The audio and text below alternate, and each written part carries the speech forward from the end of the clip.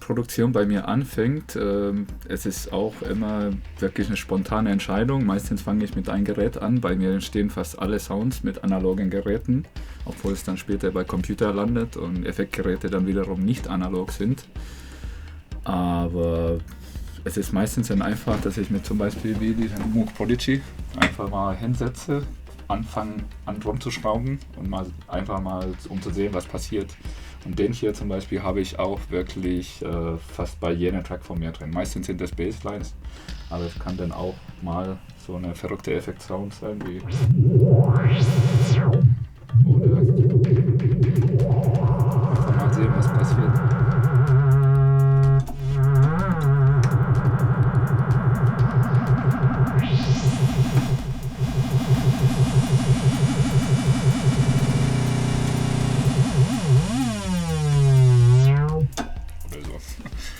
Ansonsten, letzte Zeit habe ich ja ganz oft eine Hausigen Grooves, die vielleicht eher mit Korg, so mit orgelartigen Sachen entstehen.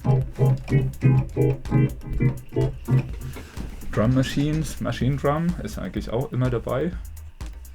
Ob es jetzt Kickdrums sind oder so, kannst du anfangen.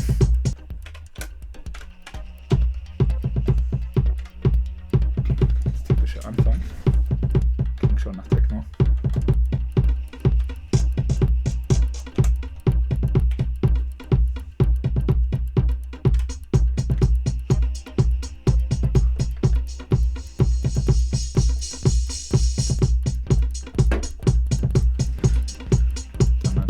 Dazu.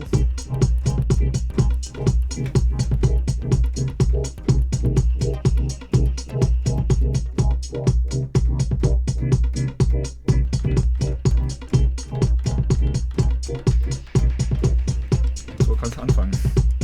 Ansonsten landet ja alles durch den Fat Track, was dann wiederum auch analoges Gerät ist, ein Computer, aber das ermöglicht mir einfach einen warmen, satten Sound zu haben und nicht so wie üblich heutzutage diesen ganzen digitalen Sound. Obwohl ich mit Ableton Live arbeite, klingt das trotzdem nicht zum Schluss digital. Man kann alles analog abmischen und es wird nichts gerendert am Computer, sondern einfach alles live aufgenommen. Was auch ganz wichtig sind Controller, weil ich nicht mit Maus arbeiten mag und ja, mit Controller hat man einfach diesen haptischen, womit man auch Gefühle besser erzeugen kann. Also ob das jetzt Wildbridge ist mit ganz wilden Rumschraubereien oder was anderes.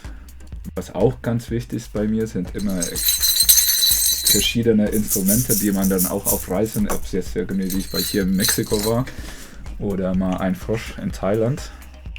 Percussion-Elemente, die man dann mit Mikrofon aufnimmt und ich denke mal, fast bei allen Produktionen sind bis zu 10 Sporen dann einfach wirklich so eine Live-Elemente. Auch manchmal Zufallsaufnahmen, wenn der Mikrofon einfach mal an war und da kam dann irgendein Geräusch, Hintergrundgeräusch. Oder wie beim letzten Album habe ich zufällig mal von den Nachbarn den nicht Staubsauger, sondern Waschmaschine aufgenommen bei Schleudern. Ich habe auch ein zweites Moog, der Voyager. Ja, ich bin glaube ich auch ein sehr Moog-Liebhaber. Ich mag ja immer noch diese Knöpfe sehr gerne. Und auch die hochwertige Bau und die hochwertigen Sounds, also das sind Kraftpakete, die ja, sind die besten Synthesizer einfach. Zum Live-Spielen nutze ich ja, also das Herzstück ist schon Ableton Live, wie bei vielen anderen, aber ich kombiniere das auch mit Drum Machine, mit Mikrofon und ich spiele ja Live-Keyboards auch und es ist ja nicht nur das Laptop-Starren. Vor allem versuche ich ja auch den Laptop immer möglichst auf den Seite zu stellen, dass ich nicht darauf gucke, sondern es geht viel mehr um das Spiel mit den Controllern und vor allem ich muss dann unbedingt irgendwo anfassen können, also mit Maus geht das bei mir auch nicht. Meine neue Platte Morning Maniacs ist gerade vor 2 Wochen auf Beepage Control rausgekommen. Und das ganz Besondere dabei war, dass ich es zusammen mit Philipp Lenz aus Frankfurt produziert habe. Und er wohnt ja 500 Kilometer weiter und wir haben dann die ganzen Spuren einfach im Internet hin und her geschickt. Also waren eigentlich gar nicht zusammen im Studio. Und es ist auch ein Video dazu entstanden, auf eine ähnliche Art. Ich hatte ja so eine Ursprungsidee, das eigentlich eher die irgendwas Finnisches in sich hat, dadurch, dass es im Wald spielt und ein verrückter Typ, der im Wald rumläuft, heißt ja auch Money Maniacs. Er hat es aber realisiert in Frankfurt in Taunus und das ist, weil ihm dann auch noch einen Bezug dazu gegeben hat.